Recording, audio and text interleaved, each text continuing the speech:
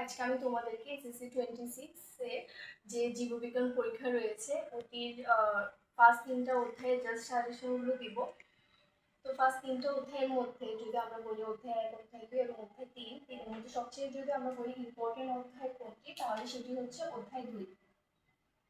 তো আমরা যখন পড়বো ফার্স্টে অধ্যায় 2টা পড়ার ট্রাই করবে, কারণ এটা হচ্ছে বেশি ইম্পর্টেন্ট এবং এখান থেকে সিকিউ বেশি সংখ্যক বার আসতে দেখা গিয়েছে বিগত বছরগুলো যদি তোমরা দেখো এবং বোর্ড কোশ্চেন যদি অ্যানালাইসিস করো, তাহলে দেখা যাবে অধ্যায় 2 হচ্ছে অনেক একটা ইম্পর্টেন্ট চ্যাপ্টার। তো ফার্স্টে অধ্যায় 2টাই পড়বে এবং অধ্যায় 2 কিন্তু অনেক বলতে গেলে অনেক বিরাট একটা চ্যাপ্টার। অধ্যায় কম্পেয়ার করলে অধ্যায় 3 আর অধ্যায় 1 হচ্ছে ছোট।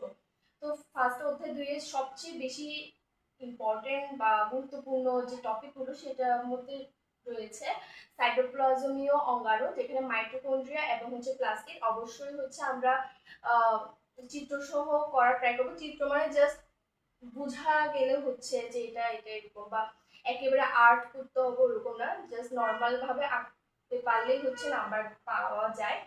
তো এরপর হচ্ছে উদ্ভিদ টিস্যু, সরল টিস্যু বা হচ্ছে জটিল টিস্যু, পেশি টিস্যুর যে পার্থক্য ওগুলো পড়বা, এবং হচ্ছে প্রাণী টিস্যুর মধ্যে যে স্নায়ু টিস্যু রয়েছে ওগুলো। অবশ্যই যেখানে চিত্র দেওয়া যায় সেখানে আমরা চিত্রগুলো দেওয়ার ট্রাই করবো। এরপর অধ্যায় 1 যদি বলি, জীবের যে শ্রেণীবিন্যাসের রাজ্যসমূহ রয়েছে, যেমন মনেরা, প্রোটিস্টা, ফাঞ্জাই, প্লান্টি, এনিমিলিয়া, অনেক সময় পার্থক্য, অনেক সময় বৈশিষ্ট্য, এক্সাম্পল, এগুলো থেকে হচ্ছে অবশ্যই সিকিউ আসে। তো আমরা পড়বো এবং ইজি, যদি অধ্যায় 1 অনেক ইজি এবং অধ্যায় 3ও হচ্ছে ইজি।